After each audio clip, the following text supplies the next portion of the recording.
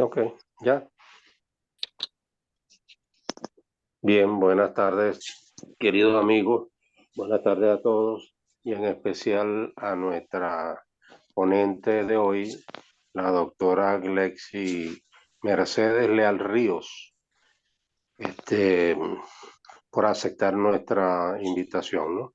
Como hemos dicho en oportunidades anteriores, solamente vamos a dar algunos aspectos de su currículum, de su largo currículum, que son los más destacados.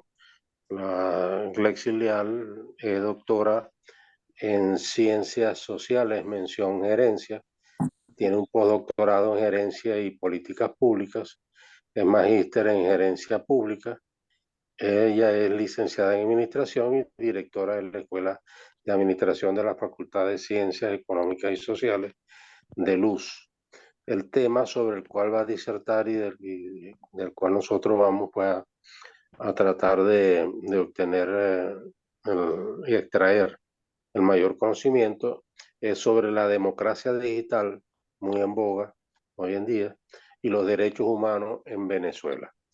Así que yo voy a dejar sin más solamente a la doctora Glexi Leal, solamente recordando que ella tiene una exposición de aproximadamente 50 minutos, de allí vienen preguntas y respuestas, pero máximo, a las 4:15 vamos a ir recogiendo un poco para no excedernos de las 4:30, en razón de que Gonzalo Aguirre, que es el que nos presta el apoyo para efectos de este evento, y la misma profesora Teresita Álvarez, que también me manifestó que tiene que salir a otra triste actividad de un profesor muy querido nuestro que se murió, el profesor Adrúbal Coauro también. Mm.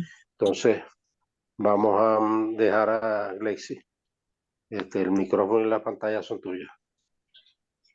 Bueno, muy buenas tardes. Gracias, profesor Neuro Villalobos. Me honra la invitación que me realizara la prestigiosa organización de Ben América bajo la coordinación del el profesor Aguirre y ustedes, que son parte del Comité Sectorial de Educación, Cultura, Ciencia y Tecnología, integrado por usted, doctor Neuro, la profesora también Marisol Angarita y la profesora Teresita Álvarez, quien tan gentilmente fue el enlace inicial con la organización Ben América y que manifestó la iniciativa de que yo tuviera también la posibilidad de compartir con ustedes desde nuestro ámbito de actuación académica, desde la Universidad del Zulia, desde la Facultad de Ciencias Económicas y Sociales, en especial en nuestros trabajos académicos desde el pregrado y posgrado, en el que desarrollamos una línea de investigación que es innovación en la gestión pública.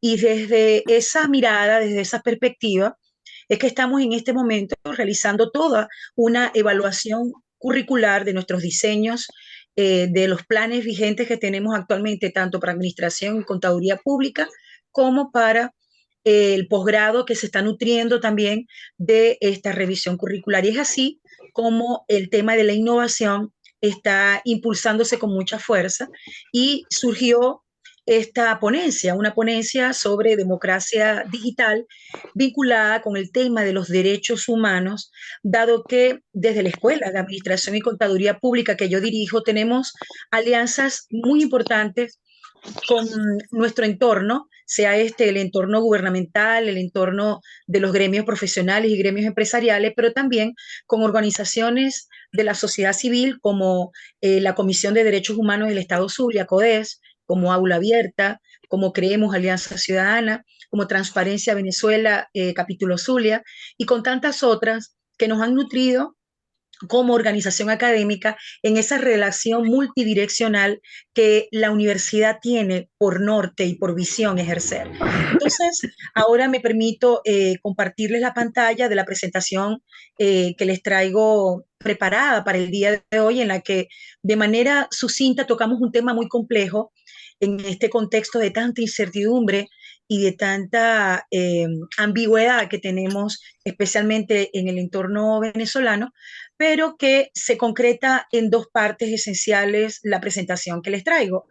Una desde una revisión de los constructos conceptual, teóricos, de algunos eventos que son esenciales en la revisión que hemos hecho desde el punto de vista académico, y otro, sí, nuestro referente empírico, que es el contexto venezolano, va a dar entonces algunas luces o evidencias de cuál es el estado actual del tema de la democracia digital y la defensa o la preservación de los derechos humanos en Venezuela. Entonces, sin ir más en este preámbulo, sin dilatarme más, quiero entonces avanzar con lo que les he preparado para hoy. En primera instancia, veamos que la premisa sobre la democracia que tenemos que recordar como académicos es que es uno de los conceptos más importantes de la ciencia política en la época moderna, ¿no? Porque el devenir histórico ha demostrado que los estados donde la democracia se ha consolidado, se ha alcanzado mejores perspectivas de progreso y se han creado poderes públicos lo suficientemente robustos como para percibir esos gérmenes disruptivos que puedan atentar contra el orden democrático de un país. Así la democracia tiene sus propios mecanismos de revisión y de perfeccionamiento o de imperfeccionamiento, porque ella tiene una gran paradoja. Por los mismos contextos de libertades que permite, los controles tienden a no ser a veces muy efectivos. Es así como autores como Sartori nos habla de tres ámbitos esenciales para considerar la democracia. Uno es como principio de legitimidad, del cual se deriva del pueblo y se basa en el consenso verificado, no presunto, de los ciudadanos. Apela a la democracia participativa, a ese reconocimiento de legitimidad de origen o de desempeño que un gobierno pueda tener en la administración del Estado. También como sistema político, el mismo Sartori nos aclara que habla de la relación con la titularidad del poder y del ejercicio del poder. Se apela al concepto de democracia representativa, que entiende que el poder se transmite por medio de mecanismos representativos. Y la democracia como ideal. Aquí la democracia entonces es en la realidad, no en la democracia como debería ser. Es decir, define la democracia en cuanto a los fines que persigue, a los preceptos filosóficos que la sustentan, incluso desde la influencia griega cuando se cimentó en la polis griega y en la civitas romana más tarde. Así la democracia es ante todo y por encima de todo un ideal, una visión que puede ser compartida y deseamos que sea como régimen ideal en un sistema de gobierno. Entonces, el elemento ideal o normativo es constitutivo de la democracia y provee tensiones entre lo ideal y lo real, que hace que ésta sea perfectible todo el tiempo. Por eso es tan relativo o se relativiza tanto el término de democracia para hacer su justa comprensión. Ahora bien, cuando vemos los términos que han revitalizado Robert Dahl más recientemente, habla de que concibe la democracia con 7 requisitos esenciales: por las autoridades públicas electas, con elecciones libres y limpias, el sufragio universal, los derechos a competir por cargos públicos, la libertad de expresión, la información alternativa, una información veraz, real, y la libertad de asociación. 7 pilares o requisitos, como dice Robert Dahl, que determinarían la calidad de la democracia o como indicador de medición de una democracia fortalecida o debilitada en sus cimientos, ¿no?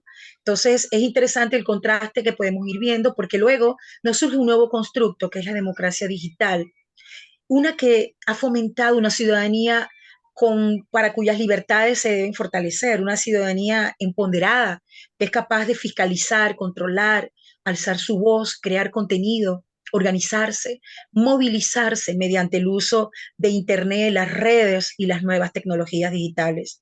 Estas son quizás las mayores bondades que ofrece la revolución digital para el desarrollo del individuo. Algunos hablan de la revolución de la economía de cuarta generación y esto está asociado al componente tecnológico cada vez permeando en todos nuestros ámbitos de actuación.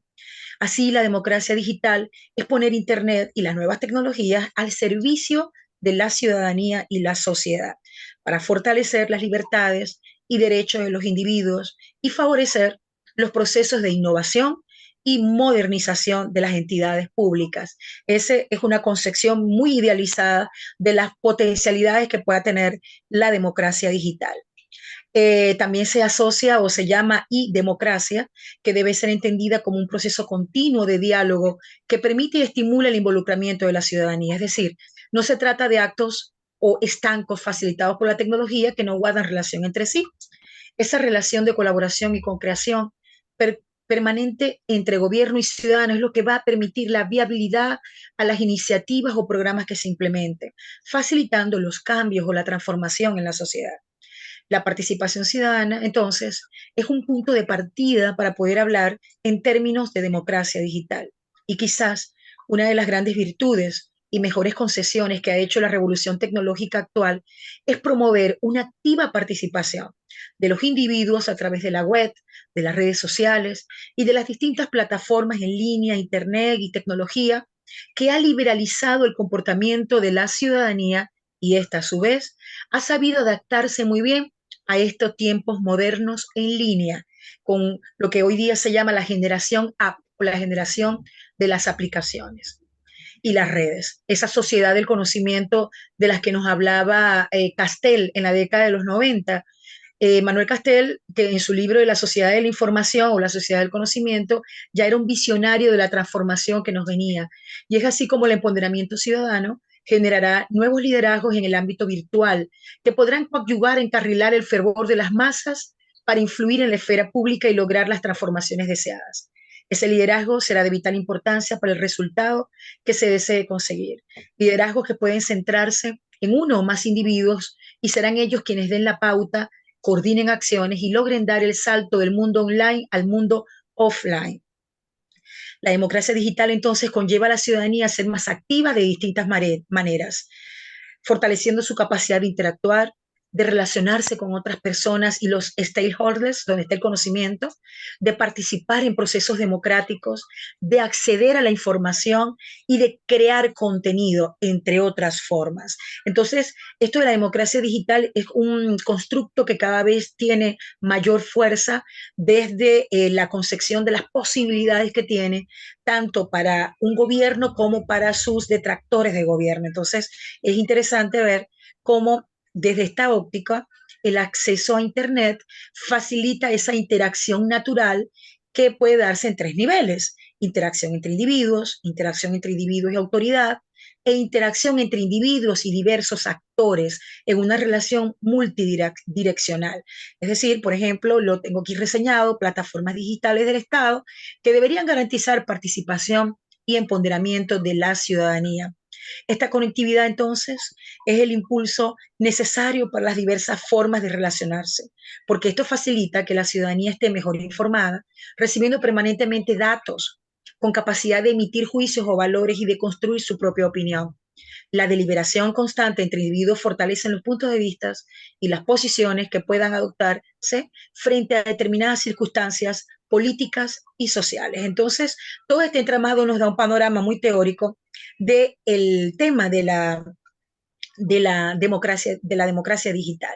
Y ahí podemos ver que empiezan a florecer junto a un masivo uso de las nuevas tecnologías de la información y comunicación que influyen directamente en el ejercicio de las libertades cívicas, que son el cimiento primigenio de la democracia. Entonces existen prácticas o ejercicios ciudadanos que son eslabones importantes en el ejercicio democrático y que son más sensibles a la presencia de la Internet y de las redes. Por tanto, pueden potenciarse y fortalecerse al servicio de la sociedad. Y de las que mencionaba Robert Dahl, rescato participación ciudadana a través de las potencialidades de la democracia digital, la libertad de expresión y opinión, el acceso a información pública, la libertad de asociación y organización, pluralidad de los partidos políticos como actores de intermediación entre sociedad y gobierno, y la transparencia y la rendición de cuentas, más hacia una lógica de gobierno abierto y de minimizar la opacidad del Estado. Esos son muchos de los atributos que permitiría esto. Liz y Stepan en una democracia está consolidado, consideran que una democracia está consolidada cuando se cumplen 5 condiciones. Condiciones que permitan el desarrollo de una sociedad civil libre y activa. Debe existir una sociedad política relativamente autónoma. Y en todo el territorio nacional, los actores políticos y estatales deben estar sujetos al imperio de la ley. Una ley que es igual para todos, no para unos sí y otros no.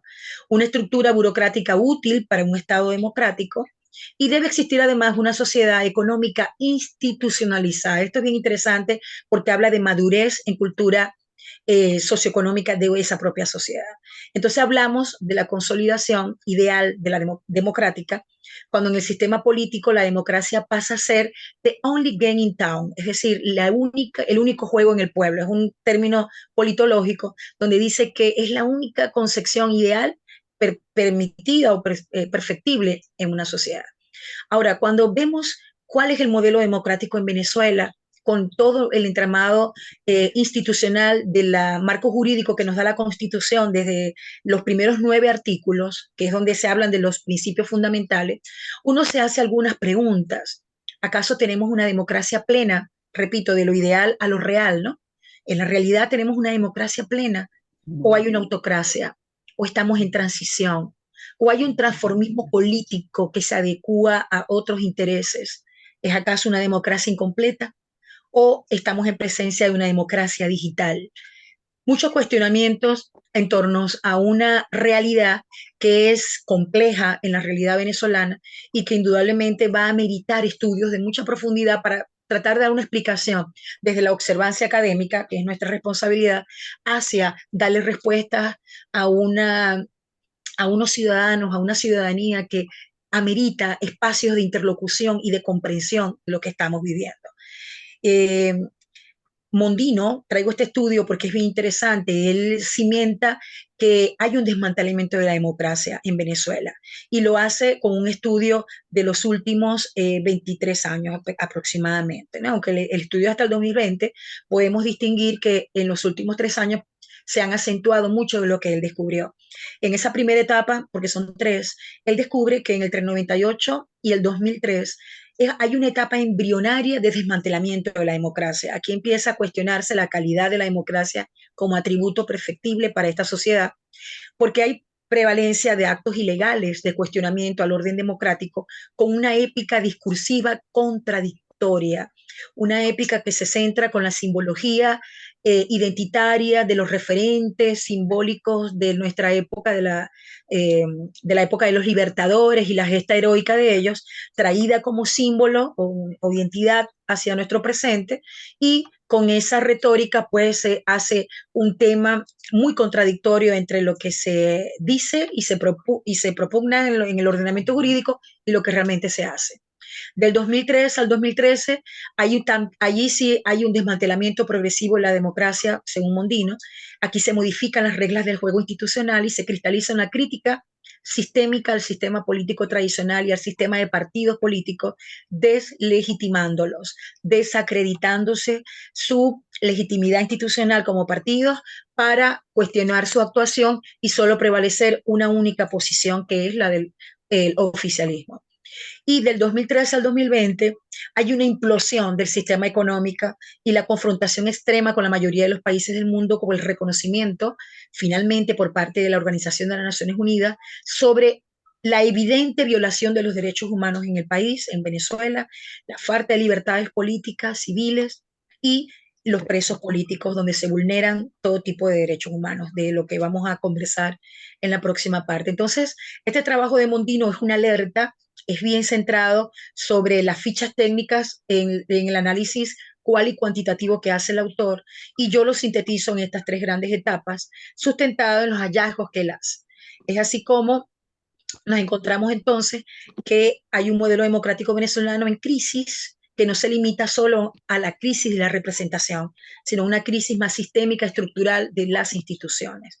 Las elecciones pues tienen hoy menor capacidad de representación por razones institucionales, debilitadas y sociológicas, y existe malestar y desasosiego ciudadano. Hoy día tenemos en puertas unas primarias para elegir por la opción democrática un candidato único como opción de recuperar el valor del voto y del sufragio como posibilidad democrática de una alternabilidad. Esta posibilidad tenemos que preservarla, consolidarla y unificar criterios con una visión compartida de país y que tengamos una verdadera unidad en los términos en que queremos visualizar ese país posible.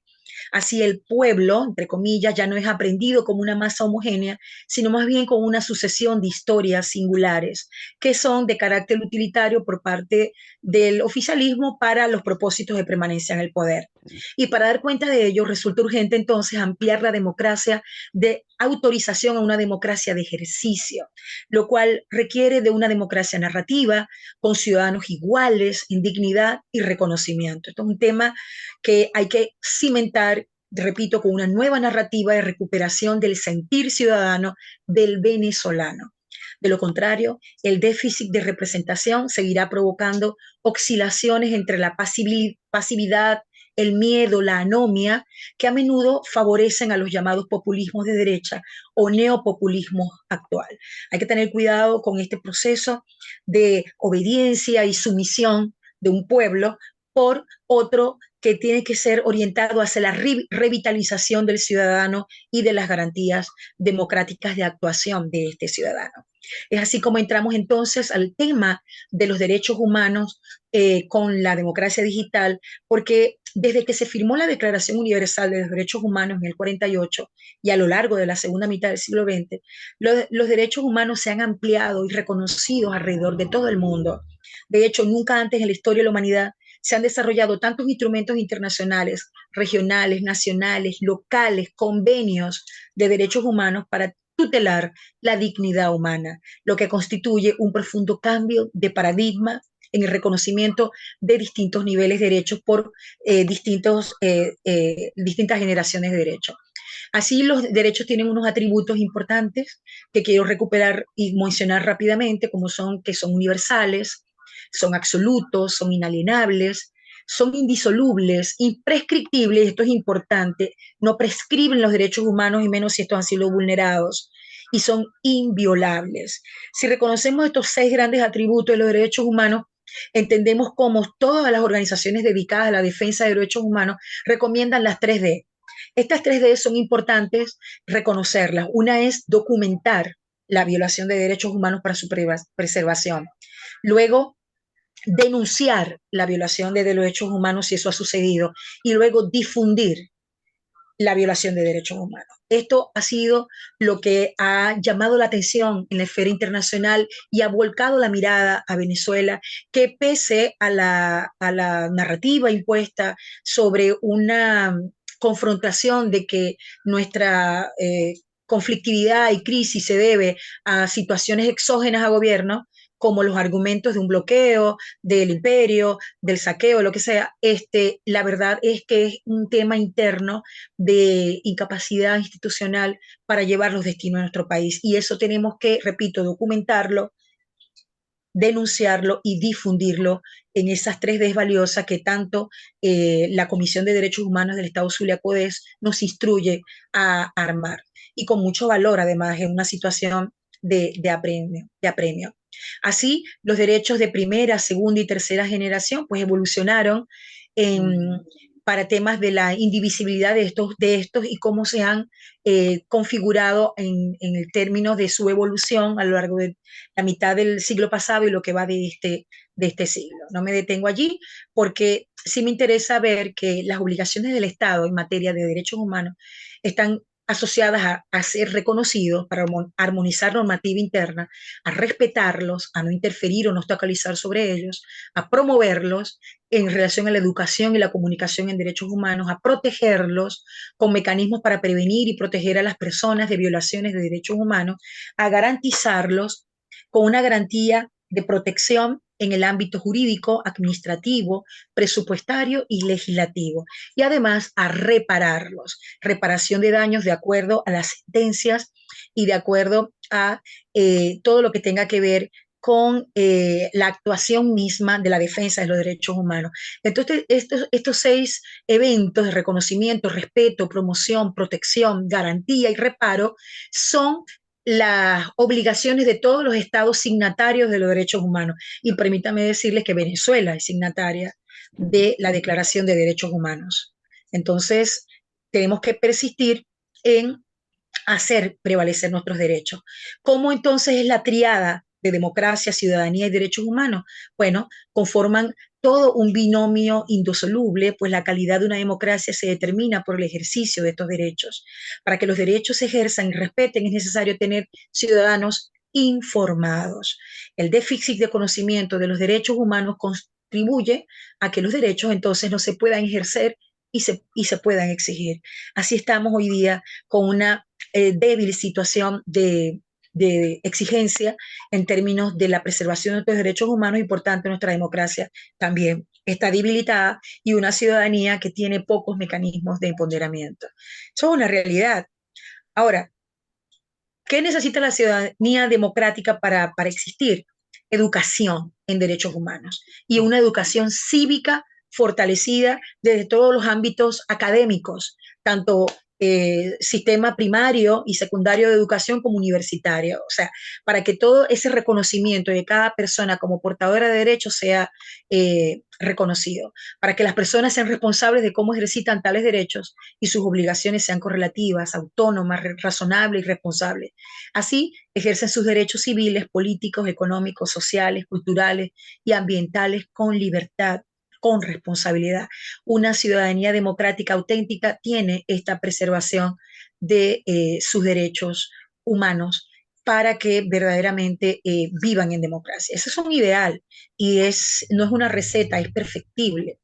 Ahora, ¿cómo la democracia digital, la e-democracia o la ciberdemocracia, también la llama, pone a la Internet y a la tecnología al servicio de la ciudadanía a través de un proceso de comunicación horizontal? Una comunicación que no sea vertical de instrucciones, sino horizontal en todos los ámbitos de la realidad. Así se habla de participación, de derechos humanos en sí mismos y de esa ciudadanía digital democrática que todos aspiramos. Brevemente, esto se refiere a que a través de la participación o participación electrónica tenemos los e-government o gobiernos también electrónicos empoderados a los ciudadanos a través de la participación, a través de Internet y una información que permita ser consultada y ser participativa en su interacción. ¿Cómo se ven los derechos humanos potencializados a través de la propia participación, la libertad de expresión y opinión, acceso a la información pública, libertad de asociación, pluralidad de los partidos políticos, esto es muy importante, y la transparencia y rendición de cuentas como elemento central de esos derechos humanos que te permite la democracia digital? ¿Para qué cosa? Tenemos la ciudadanía digital, al que voy a insistir todo el tiempo, como un grupo de ciudadanos que están utilizando Internet, redes y tecnologías de información y comunicación para apropiarse de la realidad, para ejercer sus derechos o participar en movimientos sociales. Esto es los elementos centrales que podemos destacar de estos temas de democracia digital y ciudadanía. Ahora, si analizamos esto, vemos que la internacionalización en la Constitución también tiene que ver con los tratados, pactos, convenciones relativos a derechos humanos suscritos y ratificados por Venezuela, tienen jerarquía constitucional y prevalecen en el orden interno, en la medida en que contengan normas sobre su goce y ejercicio más favorables a los establecidos por esta Constitución y las leyes de la República, y son de aplicación inmediata y directa por los tribunales y demás órganos del poder. Traigo esto a colación porque Venezuela es signataria de derechos humanos y de todos los convenios de preservación de los ciudadanos del territorio de acá, de la ciudadanía venezolana, y que esto debe ser respetado bueno, y reseñado en todas las situaciones en las que esto sea posible hacer la interlocución. Así, la Internet como derecho humano está establecida también en la Declaración Conjunta sobre Libertad de Expresión de Internet de la Organización de los Estados Americanos, de la OEA, desde el 2011, y reconoció el acceso universal a Internet como también un derecho humano. Esto tiene que ver con los derechos a la información. Y si el mecanismo cambió, es decir, de prensa, televisión, etcétera, ahora tenemos las posibilidades de la virtualidad, de las redes, de la Internet, de las cosas, que da la información que queremos. El Estado garantizará el derecho de acceso a las tecnologías de la información y comunicación, así como los servicios de radiodifusión y telecomunicaciones, incluidas los de banda ancha e Internet. Para tales efectos, el Estado establecerá condiciones de competencia efectiva en la prestación de dicho servicio. Imagínense ustedes si esto es así, cosa que no estamos cumpliendo y que entendemos que hay eh, una deuda sobre eso. Déjenme ver si aquí tengo, sí venía esta, pensé que se había pasado. ¿Con qué nos conseguimos en la realidad hoy con los derechos humanos en Venezuela? Pues Venezuela atraviesa por una grave crisis de masivas violaciones de derechos humanos que se evidencian en la pérdida de calidad de vida, falta de acceso a los derechos de alimentación adecuada a la salud, a la inseguridad jurídica y personal, a la información y derecho a la Internet, así como en la violencia institucional y la represión en las protestas, ¿no? Ante este panorama, protestas y flujos de migración hacia otros países se han incrementado sustancialmente. Es una realidad especialmente en los últimos 3 años. Amnistía Internacional ha venido monitoreando la situación de derechos humanos en Venezuela durante años y en particular el impacto en los derechos humanos de la crisis institucional que afecta a Venezuela por el enfrentamiento entre diferentes instituciones políticas del Estado y acentuada también en esta post-pandemia o durante la pandemia, donde el gobierno se apertrechó más en su sistema de restricciones y que violó o mermó las garantías de esos derechos humanos en el país. Tengo la página aquí del CODES que se las presento. Ellos han realizado múltiples informes sobre la realidad en Venezuela. Más recientemente están hablando de la crisis humanitaria y compleja en términos alimentarios y que estos reportes que ellos mantienen con muchísima actualización dan cuenta de una data que no nos permite el Estado. ¿Sí? No hay información reciente o fiable, hay una total opacidad de los informes recientes en términos de muchos de los indicadores del Estado y tenemos que acudir a las organizaciones no gubernamentales o organizaciones de la sociedad civil que se manejan con otro tipo de mecanismos a través de sus fichas técnicas de indagación para conseguir mucha de la data que tenemos que utilizar para tratar de dar una explicación de lo que está aconteciendo. Así, el desafío contemporáneo de la democracia digital y los derechos humanos está preservar el ideal democrático. Solo puede progresar complejizando la democracia, tanto sus instituciones como sus procedimientos y las modalidades de expresión de la sociedad y la ciudadanía con respeto a los derechos humanos. La democracia entonces debe más que nunca definirse como ese régimen que no deja de interrogarse sobre sí mismo. Debe seguir siendo una experiencia viva y exigente y no quedar fija en un modelo. Pese a sus paradojas y a sus contradicciones, la democracia tiene que preservarse. Hoy día entonces la democracia digital se inserta como una posibilidad de ejercicio de ciudadanía activa y de defensa de los derechos humanos. Y Venezuela representa grandes desafíos por cumplir en esta materia. Y si lo analizamos en detalle, si queremos que preservar hacia la democracia digital como debe ser, vemos que hay distintas formas de entender que la democracia es un trayecto, ¿no?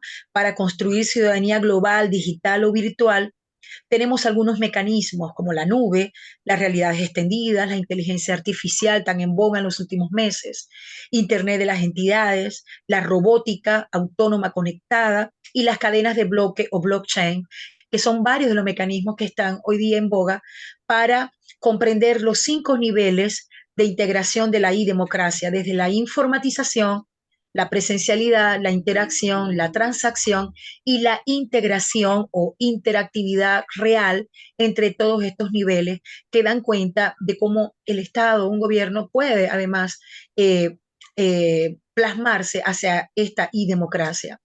En la reflexión del gráfico, digo que América Latina hoy avanza horizontalmente en la informatización del gobierno local y verticalmente ha alcanzado algunos desarrollos transaccionales a nivel nacional que ubican a la etapa intermedia de la administración a los servicios, es decir, transita como por aquí. Falta mucho todavía por llegar pese a la complejidad de las potencialidades de los sistemas digitales, virtuales, todavía no hemos llegado a ese nivel y tiene que ver con la usabilidad.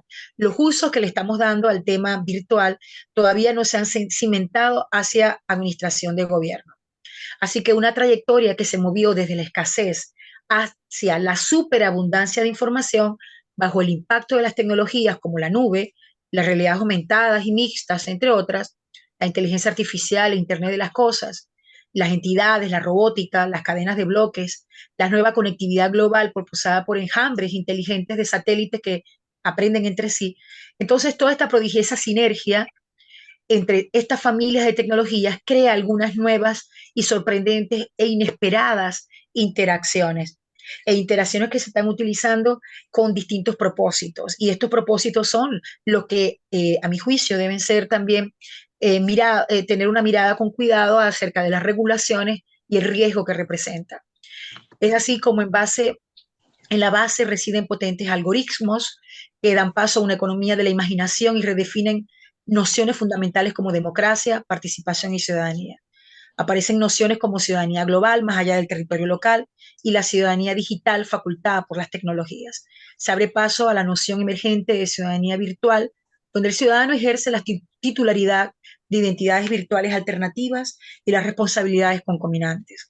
La democracia, sin embargo, está bajo asedio, y esto es bien importante comprenderlo, porque la potencia de los instrumentos tecnológicos se utilizan hoy también para promover noticias falsas, desinformación, polarización, discursos de odio y llega hasta la manipulación de la conciencia.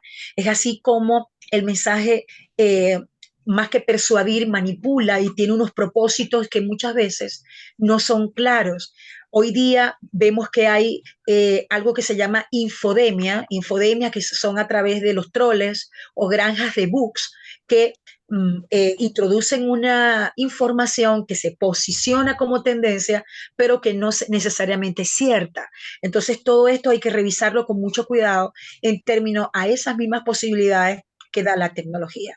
¿Cómo correspondería entonces combatir la desinformación digital desde los propios actores políticos, desde la ciudadanía, desde las autoridades electorales y desde los medios de comunicación?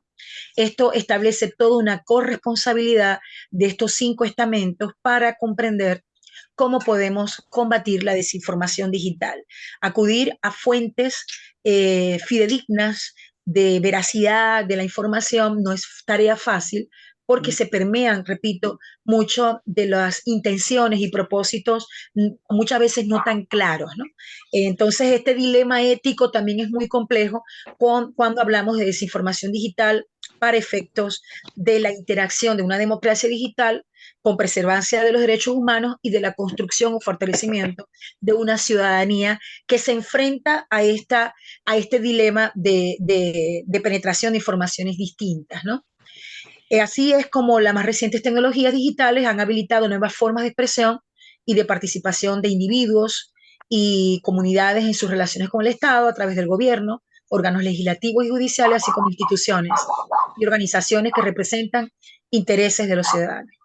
Es reconocible los logros como Internet y las redes sociales ampliaron a niveles sin precedentes la libertad de expresión y la circulación libre, bidireccional y menos asimétrica de información. Estos enfoques disruptivos se han convertido en el nuevo normal y despliegan una innovación creciente que reinventa el servicio público y mejora el bienestar en la medida que la información, datos y conocimientos se tornan ampliamente disponibles. Entendidos en entes como visiones futurísticas de la sociedad, las tecnologías digitales que se han convertido en parte de la vida diaria. Pero el efecto de manipulación de conciencia que genera hoy la desinformación a través de las redes virtuales, sin que sea fácil de detectar y señalar responsables, es solo el comienzo de ejercicios ciudadanos alternativos con robots, con representantes o avatares que subvertirán el orden jurídico conocido. Surgen entonces en paralelo fascinantes redefiniciones de la ciudadanía, de su ejercicio, de sus obligaciones y de sus libertades. Traigo esta poderosa reflexión porque realmente hay mucho que hacer todavía acerca de lo que concierne con la democracia digital y con la posibilidad de preservarse de los derechos humanos.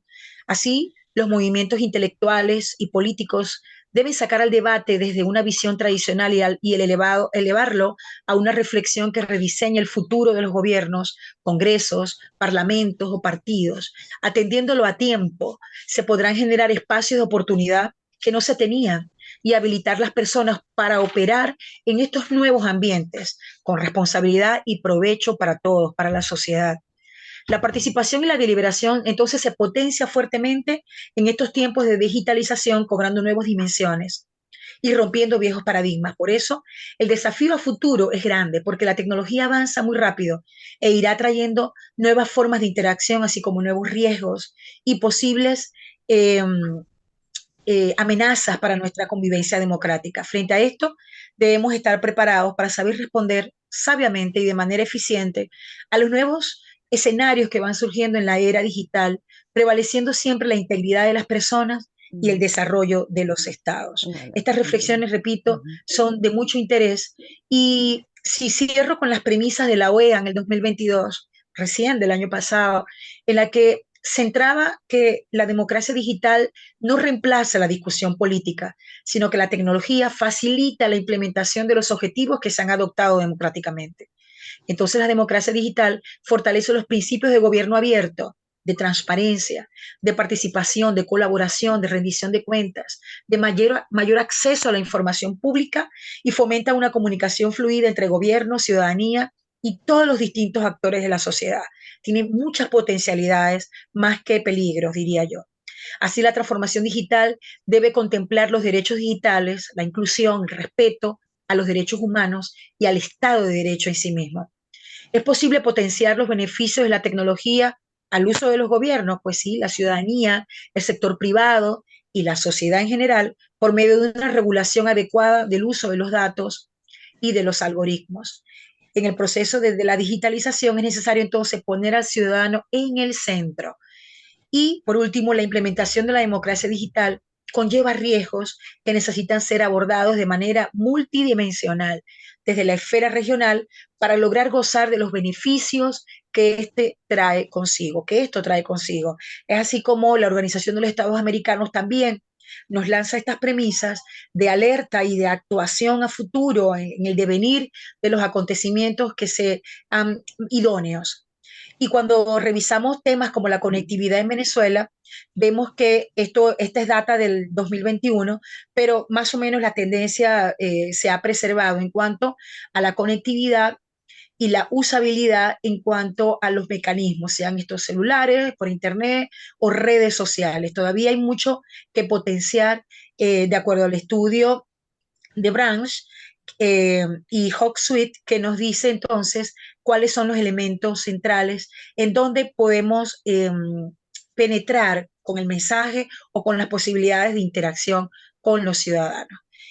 Sin embargo, la conectividad también se realiza a través de un tráfico, como lo ven aquí, a través de los distintos usuarios que tenemos a través de celulares, tablets, otros dispositivos. Entonces es necesario destacar que según el reporte, Venezuela tiene el segundo lugar de conexión de Internet móvil más débil del mundo, a pesar de que ha aumentado el uso de celulares para conectarse a este servicio. La mala conexión sigue siendo una limitante para el crecimiento del mismo en comparación con otros países de la región con mayor desarrollo, ¿no? Como Colombia, Argentina, Puerto Rico, Brasil y Chile, que fueron medidos en este estudio y que demostraron que tienen una mejor conectividad. Nosotros todavía nos falta mucho en las capacidades de transmisión y de recepción de datos. Y así que nuestra navegación está a la mínima expresión en torno a las condiciones de calidad de Internet en Venezuela. Los ciudadanos en Venezuela entonces las condiciones son precarias, pues ejercen sus derechos y libertades en línea con el peor ecosistema digital de América Latina en cuanto a calidad de acceso a Internet. Así, estos laboratorios recogieron estos índices de IPIS y MLAPEC, recogieron más de 6.000 pruebas de velocidad de Internet en los 23 estados del país, que determinaron que los venezolanos navegan en un promedio de apenas 1.61 velocidad de banda ancha fija, y es la cifra más baja de América Latina. Entonces, vemos como en la agenda está también la revisión de las posibilidades de una conexión mucho más efectiva o eficiente.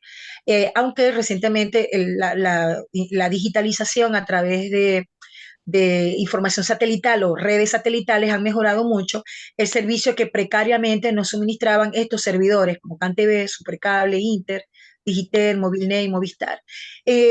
Traigo este dato porque es importante reconocer las debilidades que tenemos en materia tecnológica para, repito, ese ecosistema de conectividad y de flujo de datos. Hay una gran brecha y sobre todo una gran desigualdad en el entorno urbano versus el rural, de quiénes tienen posibilidades de conectividad y quiénes no.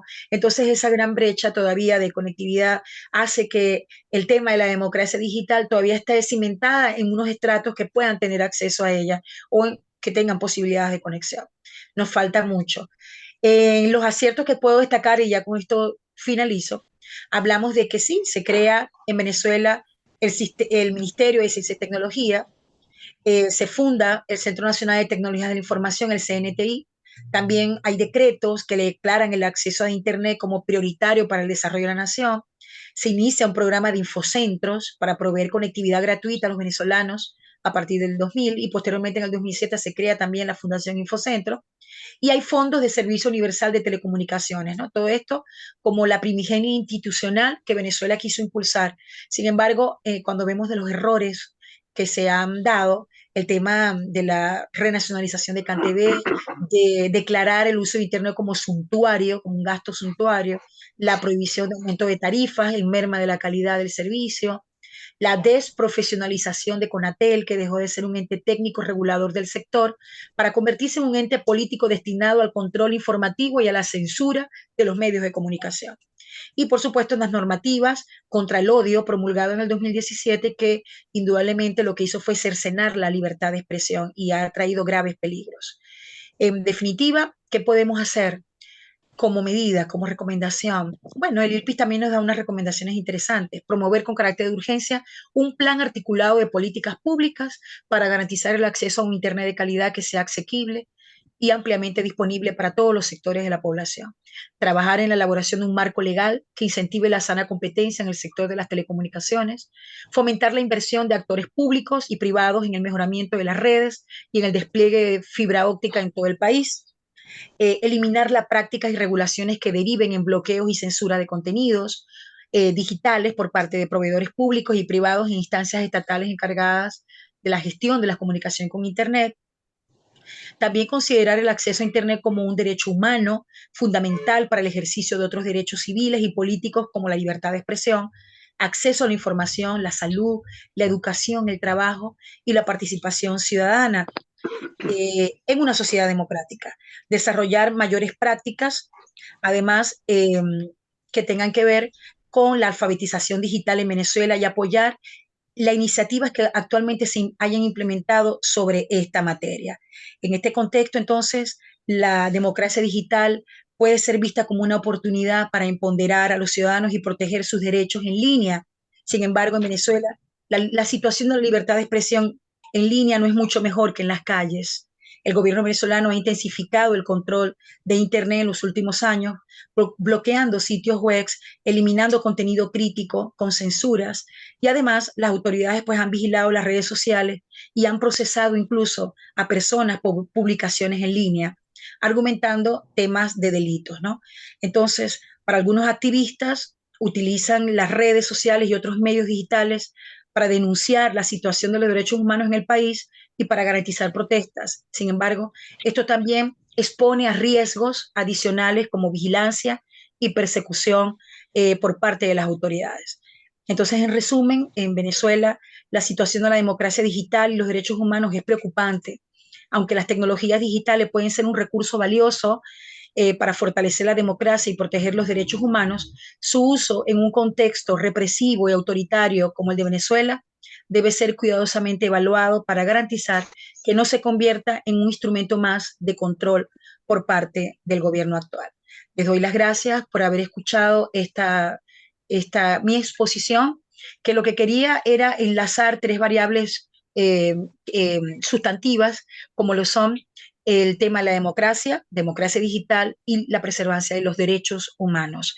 Estoy en el tiempo, creo, Gonzalo, y bueno, estoy abierta entonces a sus preguntas y a sus observaciones o aportes. Lexi, Profesor te doy Neuro. mi opinión, te doy mi opinión. En mi humilde opinión, excelente exposición. La exposición, en verdad, por la actualización de la información, lo cual lo que hace es aumentar más mi preocupación yo he venido, no solamente desde ahora, pero recién saqué un artículo que decía que hay que educar para la democracia, que hay que educar para la libertad, que es lo mismo que es la formación de ciudadanía, Correcto. entendiendo la diferencia que hay entre ciudadanía y pueblo. El Ujú. pueblo es masa, el ciudadano es un individuo con formación y conocimiento de sus derechos y sus deberes. Entonces, creo que estamos en sintonía. Pero al mismo tiempo, la preocupación que yo presento es justamente por el desarrollo tecnológico, que me da la impresión de que el gobierno lo que está haciendo es lo que tú haces, ¿no?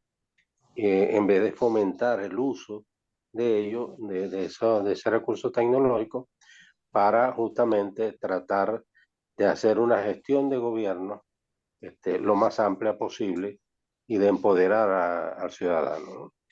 Entonces, yo en verdad me parece que la exposición es excelente, no solamente por la actualizado y el enfoque que tú le diste, sino porque además está bien documentada y en base a una investigación que hay que continuar. Hay que continuarla, ¿no? Esa es mi apreciación. Nosotros vamos a pasar ahora, como te dije, a las preguntas, al periodo de preguntas y respuestas. Vamos a tratar de tener 3 bloques de preguntas. Tú vas tomando nota y después lo pasas tu respuesta o basas tu respuesta en función de la pregunta, pero lo más también conciso posible por razones del tiempo, lo que ya, y le expreso a los que no han estado anteriormente. Hoy particularmente tenemos el problema de que Gonzalo tiene actividades de clase a las 5, pero tiene que salir de su casa máximo a las 4:30, de modo que a partir de las 4:15 más o menos vamos a ir frenando el evento, lamentablemente, pero tenemos esa dificultad. Teresita también manifestó su interés en terminar lo más pronto posible porque tiene que asistir también a un luctuoso evento. Así que saludo, Orlando, que te veo ahí en pantalla. No, no porque estás agarrando pantalla, sino porque te veo. Este, y vamos a pasar entonces al proceso de preguntas. Gleisi, te agradezco si tienes a mano que vayas tomando nota de la pregunta y yo quizá en el transcurso del tiempo yo pueda hacer también mi propia pregunta. Adelante, Gracias, Gonzalo. profesor. Sí, solemos levantar la mano digital para verlo en pantalla porque se ponen en orden. Está al centro abajo, si mueven el mouse les aparece una barra y un poco hacia la derecha dice reaction o reacciones y ahí hacen clic ahí, tienen la posibilidad de levantar la mano, no de aplaudir, y felicitaciones. Tenemos la mano levantada Teresita Álvarez y mi persona. Eh, Teresita adelante y después voy yo.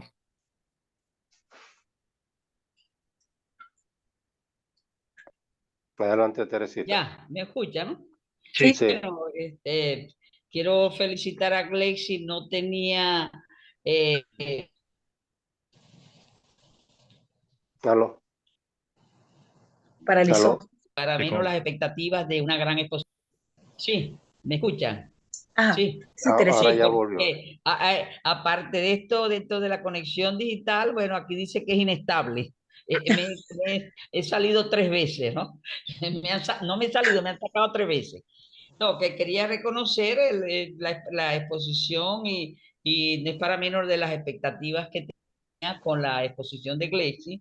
Excelente, pero bueno, con todo eso lo que me llena mucho, sí, de más preocupación y de más expectativas, la situación que vivimos los venezolanos en general sobre las dificultades que tenemos en participar en esos avances científicos, tecnológicos, que cada día lo veo con más dificultades para la mayoría de la población. Esto es terrible. Fíjate, aquí conversando en 40 minutos, media hora, yo he estado Se volvió a... fuera 4 veces, pues estamos muy fuera de las posibilidades de una democracia digital completa. Yo cada día lo veo más difícil. Pero sobre todo, ¿cuáles serían los lineamientos, Lexis, sobre todo para llevarlo al sistema educativo, ¿no? Sobre todo en educar para los derechos humanos cuando no tenemos esto de lo que teníamos nosotros antes, los que superamos los 70, de la formación moral y cívica, etcétera, educar a los derechos humanos y ahora educar para el derecho al uso de las tecnologías en nuestro país. ¿Cómo hacer esa integración para unir esas propuestas y que los venezolanos tengamos esos derechos completos según las exigencias y avances de hoy en día? Gracias, Gracias. Teresita. Voy apuntando las preguntas. Ok, Gonzalo. La mía sería la tercera, porque ya Neuro hizo una pregunta. Y yo tengo dos preguntas. Y muchas gracias realmente por aclararme el panorama de la ciberdemocracia. Es mi área profesional, ingeniero en telecomunicaciones. Pero la aplicación de la ciberdemocracia o la e-democracia debe ser e-democracia o e-democracia, o en inglés o en español, pero no en Spanglish. Bueno, mi segunda pregunta va sobre esa área. La primera va sobre la dureza de las leyes, la posibilidad de aplicarlas y la posibilidad de violarlas. Y hay un ejemplo muy duro para Venezuela. La Organización de las Naciones Unidas en sus derechos humanos, la comisionada Bachelet, hizo un trabajo brillante a favor de Venezuela que sorprendió a amigos y a enemigos, porque ella se esperaba que era muy de izquierdas y resulta que criticó con dureza al régimen venezolano. Sin embargo, ella le terminó su periodo y no hemos sabido más nada de esa comisión. O sea que hemos ido para mal. Sin embargo, hay otra actividad de las Naciones Unidas que es la Corte Penal Internacional que ha ido para bien. Yo ni siquiera me atrevería a calificarla de abogado, la señora Bensouda, que violó todas las leyes internacionales y se hizo la que no sabía, la que no, bueno, bloqueó el tema.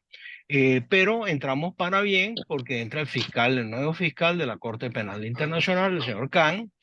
Yo calificaría del doctor Khan porque ha aplicado las leyes con toda la dureza de las leyes. Entonces, son dos ejemplos de las leyes, su dureza y los hombres que la aplican, las personas encargadas de aplicarla. ¿Qué podemos esperar? Y aquí la pregunta, de la Constitución de 1999 de Venezuela. ¿Es tendiente a poder soportar una democracia o más bien fue diseñada por un autócrata y tiende a ser autocrática?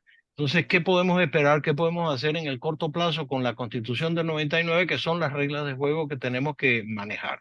Esa es la primera pregunta. La segunda pregunta es sobre la ciberdemocracia. Sobre la ciberdemocracia, ahorita está de moda las inteligencias artificiales.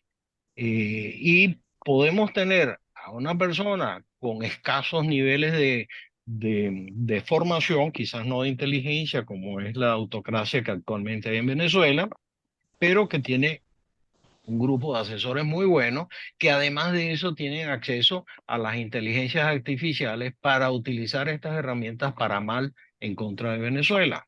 Eh, ¿Qué podemos esperar o por dónde la inteligencia artificial y por dónde la ciberdemocracia puede ser el camino para regresar a una democracia en Venezuela? Bien, Gleisi, Gracias. ya tiene el bloque de No, me tres. falta Con la, una. mía- la Marisol, mía, Con la la la profesora tuya mía es Marisol. fue, verdad. Sí, la me mía deja fue para una después. manifestación de preocupación ante el avance tecnológico y las restricciones que impone el régimen. O sea, cómo buscar una salida a esa situación, ¿no? Yo la sé, que es salir del régimen. Así no es. Como lo desatornilla. Sí. Ok. Adelante. Yo creo que le toca a Gleicy y Marisol, porque está la Sí, pregunta de sí, sí, Neuro, ya la están las pregunta de tres, sí. Teresita y la mía. Sí, sí, sí, sí, ya las ¿Puedo tres. responder entonces? Adelante. Sí. Sí. Bueno, primero quiero expresar mi gratitud por sus generosas palabras de reconocimiento. Era un compromiso que me elevaba de prepararme para esta exposición, un tema tan controversial y tan interesante por lo actual en la dinámica, especialmente en Venezuela, ¿no? Y quiero decirle que indudablemente que fortalecer temas de democracia digital y derechos humanos está dado indudablemente por un cambio político. O sea, estamos ahorita en un debate tan eh, contradictorio entre lo que es la barbarie y la civilidad. Esos son los dos grandes extremos que tenemos hoy día. Y esa civilidad habla de la modernidad, lo contemporáneo. En cambio, la barbarie nos habla de una sociedad profundamente fragmentada, de una involución que hemos tenido a los precarios siglo XIX, creo yo, donde lo que fragmentándonos y canibalizándonos socialmente es que nos han penetrado para que no tengamos posibilidades más allá de la sobrevivencia y la subsistencia del día a día que padece el venezolano. Y esos dos grandes momentos o grandes estados que existen entre la civilidad y la barbarie es donde está el centro de la academia con una gran responsabilidad. Creo que lo que todavía sentimos que no todo está agotado y que creemos en este país y que creemos que podemos formar a los venezolanos con constructos de ciudadanía y no de pueblo, no de esa concepción de sumisión, obediencia y agradecimiento que nos han querido inculcar con las los distintos sistemas de punto de vista populista que se instauraron en este país y que están allí cercenando nuestros cimientos como venezolanos. El contraste está en el rescate de ese venezolano hacia los constructos de ciudadanía y como lo decía Teresita, desde la educación primaria. Yo también tuve materias de moral y cívica, de cátedra bolivariana y materias que fueron desapareciendo de nuestro currículo integral de formación básica y diversificada y que son esenciales hoy día para el venezolano. Entonces, ¿quién está tomando esa tarea? Yo la veo desde las organizaciones de la sociedad civil, que están allí fomentando la recuperación del ciudadano para que con su activismo, desde el activismo o de una actitud más proactiva, pueda volverse a empoderar de una Venezuela posible. No veo otro mecanismo porque ya está varias generaciones de venezolanos ya se ha inculcado un sistema que está agotado en los cimientos de modernidad, sino que están llevándolo a un pensamiento único que está en contraposición de todo lo moderno que podemos apropiarnos. Ahora, el rigor de las leyes o la rudeza de las leyes, como dice el profesor Gonzalo, yo digo que la ley es igual para todos. Mire, había un pensamiento del dictador Leonidas Trujillo de República Dominicana que él decía, para mis amigos todo y para mis enemigos la ley. Eso no puede ser el pensamiento que prevalezca en este país. No puede ser que para mis amigos todos y para mis enemigos la ley. Es decir, el uso discrecional que cada vez se le ha dado a nuestro estamento jurídico, que aún no es perfecto, pero tenemos una constitución bastante inclusiva, aunque sí muy presidencialista. Pero cuando se diseñó esa constitución del 99, había una declaración de derechos, unos principios fundamentales que se cimentan desde la división de poderes públicos, desde los derechos políticos, económicos y humanos de los venezolanos y que todavía está allí, pero se está violentando en todo momento que nosotros vemos que hay incumplimiento. Entonces, yo siempre recomiendo lo que nos dice la Comisión de Derechos Humanos del Estado Zulia, el CODES. Señor, documentemos lo que está sucediendo, porque no prescriben los delitos de derechos humanos. Documentémoslo para poderlo denunciar y poderlos difundir. El mecanismo de la difusión es el que ha dado mayor éxito en la observancia de los organismos internacionales hacia la mirada en Venezuela. Si no, seguiríamos en el ostracismo y cerrados en una retórica única de Estado, pero no es la única voz que se hace escuchar hoy día. Hay otras voces con una realidad que se contrapone contra lo que nos han querido imponer como narrativa. Yo sí estoy convencida de que el trabajo es arduo, es a largo plazo, tenemos que quitarnos el tema de la inmediatez o de soluciones mágicas que van a decir que después de un proceso electoral, por ejemplo, se solucionaron todos los problemas para los venezolanos. Sí están dados al triunfo de una propuesta democrática real. No, no van a ser inmediatos las soluciones, son progresivas.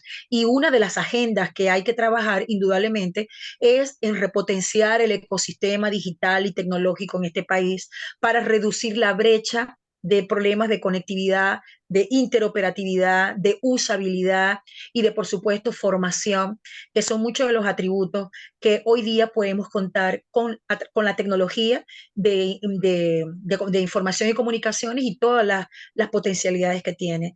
Pero repito, y lo dije en mi ponencia, estar atentos a los riesgos y a los propósitos con los cuales se puede instaurar una política comunicacional auténtica, ¿no? De formación y de interacción.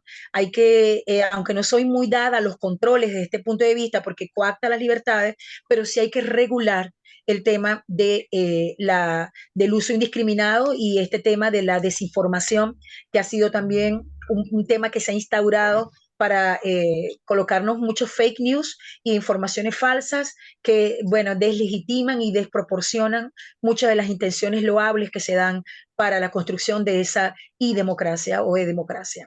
Esa es Gracias, Alex. Mira, Gonzalo, creo que entender que tenemos en el orden a Marisol, al amigo del iPhone y a Orlando Quicker. Correcto, en ese orden. Marisol, Enrique Pacheco, el profesor Enrique Pacheco, que tiene una sugerencia que la pidió por el chat, y el profesor Quicker. El profesor Quicker se le cayó la llamada. Esperemos que entre mientras los otros dos intervienen. Ok. Marisol, Okay. adelante. Bueno, primero que nada, muchas gracias por la presentación, excelente, me gustó muchísimo y me llama mucho la atención de lo que nos espera, pues. Mi pregunta va dirigida a la inteligencia, la IA. ¿Cómo afecta todo lo que cómo afecta al gobierno, ya que el control de la inteligencia artificial no hay forma de controlarla? Entonces el gobierno se va a ver bien afectado en su forma de controlarnos como ciudadanos. Muy bien. Gracias, profesor Enrique Pacheco. Adelante. ¿Sí me escuchan? Sí. Sí, profesor. Bueno, en primer lugar, muchísimas gracias por haberme invitado a este foro. Y bueno, una verdadera excelente presentación, ¿no? La sugerencia que tengo es en torno a los derechos ambientales como parte fundamental de los derechos humanos. Si hay algo que facilita justamente este espacio cibernético, es la documentación, por lo menos la documentación, no sé si la denuncia, porque es un poco difícil en estas condiciones, pero por lo menos la documentación y la divulgación, quedando en el medio la parte de la denuncia, ¿no? Lo que ocurre hoy en día en el arco minero del Orinoco y todo lo que es la parte sur del estado Bolívar y del estado Amazonas, desde el punto de vista de que no prescriban esos delitos ambientales como derechos humanos fundamentales, eso es importante. Sin embargo, hay que tener conciencia de que al final de cuentas, pues, ¿qué importaría si prescriben o no, si los daños son irreversibles, ¿no? Por supuesto, las personas tendrían que pagar por eso, pero al ser daños irreversibles, eso es justamente lo que tenemos que evitar, ¿no? Entonces, esa es la sugerencia que yo quería hacer. Muchas gracias. Gracias. El profesor Quicker no se ha vuelto a conectar. Lexi, por favor, adelante.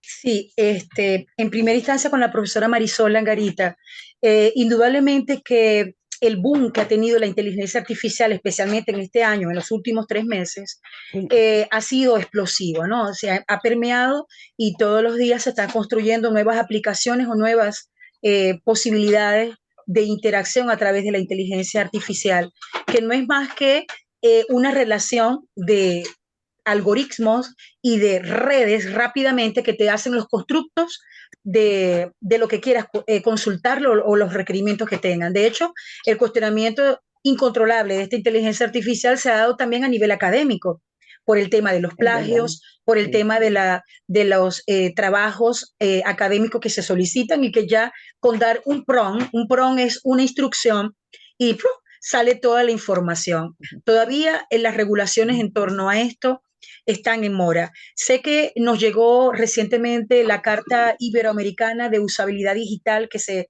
promulgó hace poco, creo que data de marzo del 2023, donde se dan unas premisas de regulación en términos de preservar la integridad del mensaje y el control y uso. Por ahí están los términos. Pero cuando esto está tan libre, como lo dice la profesora Marisol, que es muy difícil de controlar, lo que se está haciendo en muchos gobiernos que yo conozco es tomar algunos de los descriptores de esos prompts e inmediatamente se bloquea la información. Esto se está haciendo desde los propios servidores, por ejemplo, sean estos satelitales o los que yo les mostré de conectividad por vía cable, ¿no? Como los que tenemos vigente en Venezuela. Estas compañías que nos dan el servicio tienen ya una especie de bloqueo con información no deseada. Eso se está haciendo desde esa perspectiva.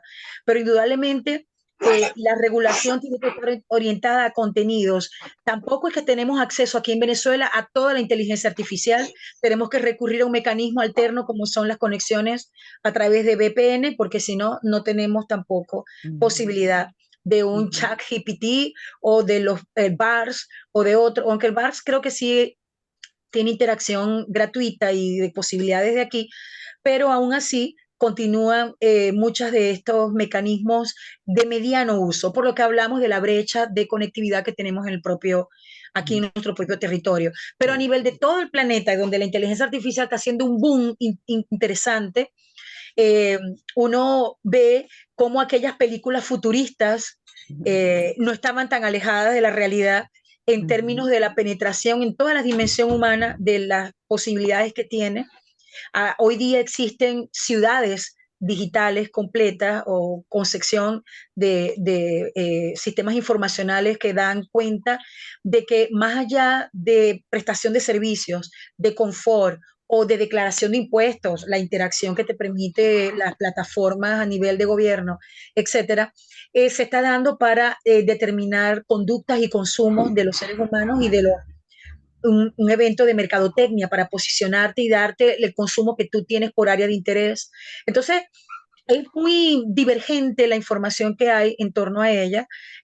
Lo que yo sí hago un llamado desde el control parental, es decir, padres estén atentos a lo que sus hijos acceden, escuelas estén atentos de lo que los estudiantes acuden como fuentes de información en los trabajos que se asignen, instituciones vean desde el punto de vista de la política pública cómo se pueden instaurar mecanismos de control para que esto no se tergiverse, también todos los mecanismos que son requeridos para el tema de la desinformación o los fake news, es muy importante detectar cuando una información viene de un trolls o de un box y no de una fuente veraz.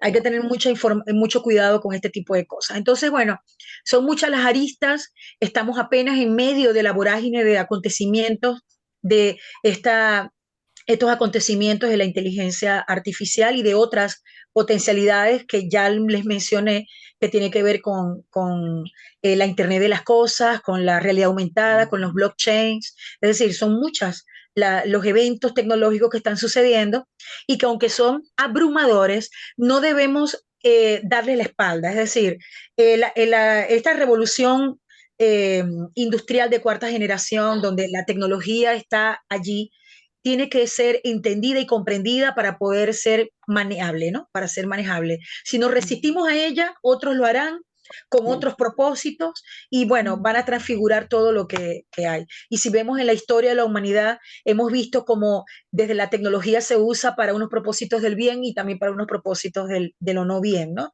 Entonces, nosotros lo que tenemos que es empoderar los beneficios y las bondades que pueda tener, Eso pero sí. que sean para el bien.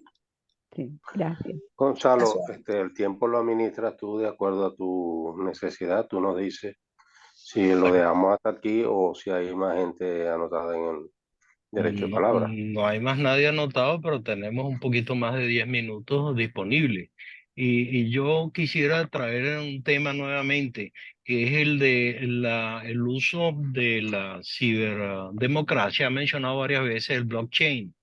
Yo asistí a una conferencia de un profesor de la Facultad de Ciencias de la Universidad Central sobre el uso de los blockchain para manejar elecciones, Wow. Yo le pregunté directamente qué opina usted del uso de los blockchain desde el punto de vista de su confiabilidad, de su vulnerabilidad, de su manejo posible por manos que están manejando el ciberespacio versus los sistemas manuales que la gente dice que son mejores. La contestación de este profesor, y aquí viene mi pregunta, fue, sin lugar a duda, el blockchain es mucho más confiable. Una El, pregunta que yo tengo para... Eso es relativo. sí, Ya va, Gleice, para que pueda dar una respuesta también, que yo tengo no es una duda, pero sí lo que no sé es cómo pudiera hacerse lo relativo a la manipulación de conciencia. O sea que tú dijiste allí que había que tener mucho cuidado con eso de la posibilidad de el- las cuestiones de odio, las manifestaciones de odio, en la manipulación de conciencia, pero además sabemos también que en la tecnología depende del uso que le demos, pues le podemos dar el uso para el bien, Ujú. como le podemos dar el uso para el mal. Aquí siempre yo me acuerdo de aquel personaje de Superman, el Luthor, que utilizaba su inteligencia Sí. para hacer la maldad, ¿no? Y Superman siempre tenía que salir a ver cómo lo frenaba y cómo salvaba a la humanidad. Entonces aquí ese problema también me parece bien harto difícil, ¿no? Así es. Hay todo un dilema ético en este caso, ¿no? Y indudablemente que los desafíos van por esa tónica, ¿no? De el tema de las bondades que tiene versus los peligros que también arrastra, justamente por quien tenga los propósitos o los intereses atrás de eso. Hay que ser muy vigilantes porque digamos, una información repetida muchas veces casi que se te Sí. instaura y se cimienta en tu psiquis y la asumes como verdad. Entonces, parte de eso es lo que utilizan estas tecnologías para la manipulación o la persuasión inapropiada, como yo lo llamo. Eh, Tener una madurez para vigilar lo que es cierto y lo que no, da cuenta de dudar. Yo dudaría de una información que esté allí como muy reveladora y dice, no, vamos a verificar las fuentes de esto, vamos detrás, hasta que consigamos si verdaderamente es exacta y veraz la información o es una mentira, es una manipulación. Entonces, hay que tener muchas precauciones, orientar y construir cultura ciudadana en torno a estos ecosistemas cibernéticos, porque, y me voy a la respuesta para el profesor Gonzalo, indudablemente los blockchain como cadena de bloques se encriptan y tienen posibilidades por los propios algoritmos de diseño, en las rutinas digamos, del mismo diseño que lo hace, para ser confiable, ¿no? Es como cuando usamos el estadístico. Si hay una estadística y manejamos data, esta data se convierte en información de acuerdo a la interpretación. Estos blockchain, que son indudablemente aplicaciones, a mi juicio, que pueden utilizarse para sistemas electorales, para sistemas de transacción económica, para sistemas de cultura, se distribuye ahora la cultura. La economía naranja utiliza mucho el tema de los blockchain para posicionar sectores culturales. Entonces eso también hay que verificarlo. Ahora, el cuestionamiento de lo digital versus lo manual es otro debate bien interesante porque se nos ha dicho de que los sistemas son vulnerables de acuerdo a un hacker o una persona que sea capaz de penetrar allí o de alterar resultados a conveniencia. ¿Cómo detectar esto? ¿Cómo determinar?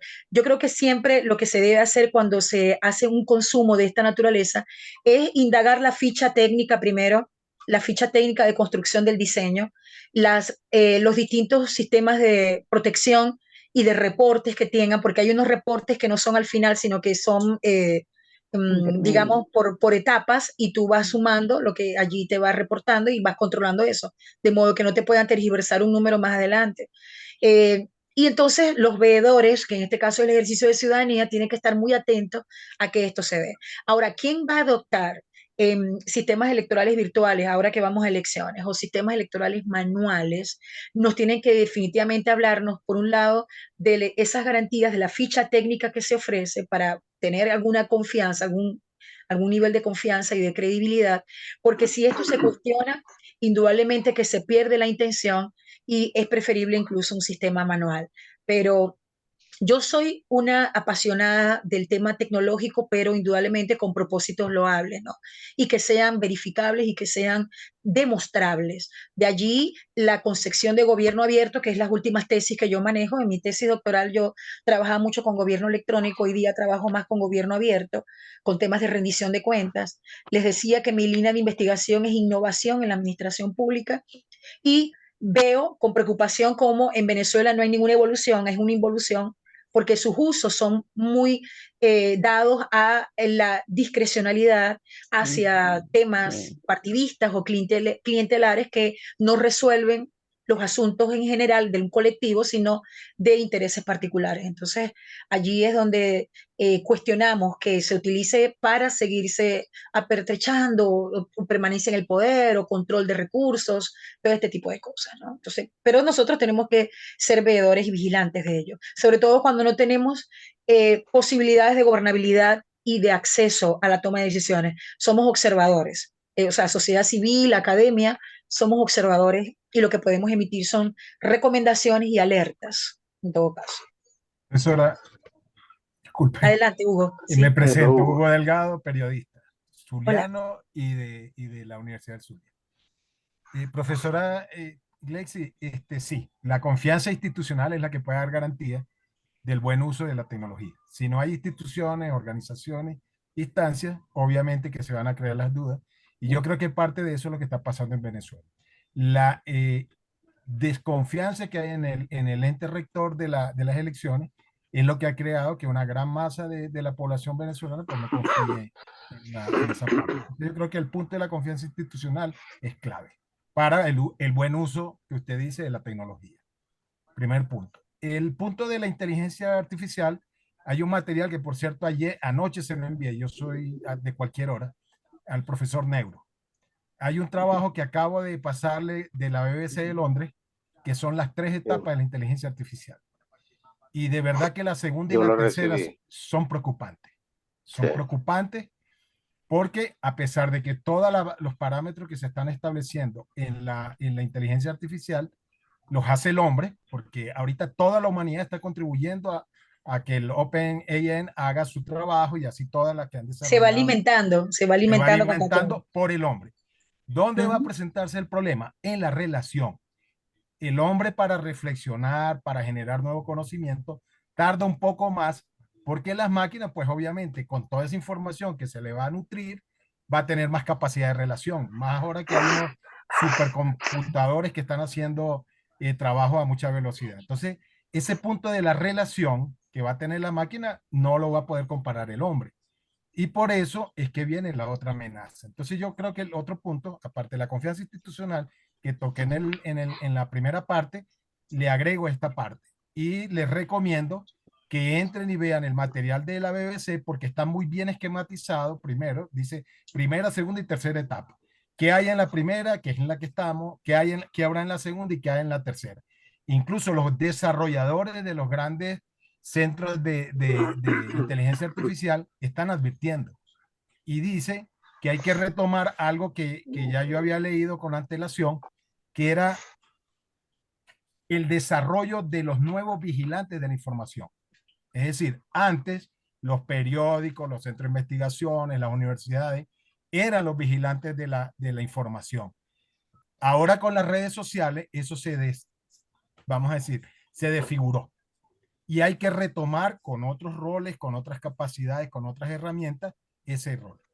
Y el tercer punto que me gustaría tocar es que yo veo con preocupación, y se lo dije al profesor Neuro, que yo no veo, obviamente, las universidades de Venezuela están totalmente deterioradas. Yo vi cómo se deterioró la Universidad del Zulia, o sea, 25 años pasé, comencé, por cierto, con la gestión del rector, Neuro Villalobos, y vi cómo se deterioró. Entonces, la universidad ahorita no está pensando estas cosas. Y en América Latina es preocupante porque la mayoría no está pendiente de esto. Y la dirigencia política está empeñada en el control del poder, en manipular a las masas, en garantizar su estadía en el poder y no está preocupada por estos grandes temas. ¿Qué pasa? Vamos a quedar en un segundo plano. Es decir, ¿quiénes van a dominar? Yo estoy haciendo mi trabajo sobre uso de grandes datos para el tratamiento de desigualdad social. El Hugo, doctorado ahí en la Facultad de Economía. redondea, Hugo, Entonces, porque ese es el ya punto. estamos llegando al límite del tiempo. El tercero es ese. ¿Dónde vamos a quedar nosotros si el desarrollo de la transformación digital está relegando a estos países a un segundo plano? Bien, gracias, Hugo. Lo que tengo que decir es lo que dije al principio de mi presentación, que creo que no estabas. Nosotros en la universidad, de manera responsable, sí estamos haciendo la revisión curricular, incorporando estas tendencias de conocimiento, de áreas de saberes, porque entendemos la responsabilidad histórica que tiene la universidad para hacerlo. Desde la Escuela de Administración y Contaduría Pública y los programas de posgrado, también entendemos que la competencia de las tecnologías y las comunicaciones son esenciales para el ejercicio de nuestras profesiones. Y estar atentos a estas tendencias es tarea nuestra, no podemos estar de espaldas porque quedaríamos, como tú dices, en rezago de la responsabilidad que tenemos de mantenernos actualizados en, por lo menos, nuestros diseños curriculares, en la formación de los profesionales que egresan de la Universidad del Zulia. Y como tú bien dices, si bien la infraestructura está mermada, todavía hay una reserva moral y un capital humano valiosísimo en la Universidad del Zulia, sobre todo de los profesores y de la comunidad académica que estamos allí, que entendemos que no todo está agotado y que estamos convencidos de que desde cada uno de nuestros ámbitos de actuación podemos aportar mucho para la sociedad, para las alianzas que debemos tener desde nuestro espacio académico con los otros actores gubernamentales, empresariales, gremiales, organizaciones de la sociedad civil y todos en una interacción multidireccional. Ese es el norte. Yo creo que esa es la visión y el compromiso que va a permitir que podamos no solamente subsistir como institución, sino revitalizarnos ante la mirada de una nueva realidad. Por eso es que yo veo esto como un desafío y no me caigo a lamentaciones de lo que pasó y de por qué nos hirieron tanto como institución. Pero aquí estamos en pie y nosotros vamos a continuar fortaleciendo a la academia desde el ámbito que tenemos. Los equipos académicos que nosotros integramos desde la Escuela, Administración y Contaduría Pública, desde el Centro de Estudios de la Empresa, desde los programas académicos de especialización, maestría y doctorado que todavía tenemos vigentes, todos abocados a ese norte de la transformación, no solamente curricular, sino institucional que requiere nuestra universidad, pero también el país, y hacer los alertas que sean necesarios, formar a todo el que sea necesario y todo lo que podamos hacer con ese granito de arena que podamos aportar a cada uno. Nosotros no tenemos otro interés político que preservar a Venezuela, preservar nuestro país, nuestro Estado, nuestra nación y nuestra universidad. Te felicito ahora por tu posición institucional. Sí, profesor Neuro. Excelente. No tenemos otra. Si sentimos que todo está agotado, pues nos rendimos y bajamos la Santa María. Eso no puede ser. Así es. Así es. Bueno, en verdad agradecidísimo, Alexis, por tu aceptación y exposición, magnífica exposición. Ya estaremos en contacto nuevamente y agradecer a todos los que han participado hoy en la tarde. Y como te dije, ya Gonzalo te advirtió, esto está grabado y también nos va a servir de material de apoyo para el Centro de Formación Ciudadana. Estamos a la orden y muchísimas gracias. Reitero mi gratitud por esta invitación, a ti, Teresita, al profesor Neuro y a todos los que todavía creen que hay un talento en nuestras universidades que sí puede aportar distintos eventos en una realidad que, bueno, nos afecta a todos, pero que nosotros tenemos que intervenir en ella también. Bien, bueno, damos por terminado para que Gonzalo también pueda salga tener su corriendo. compromiso académico.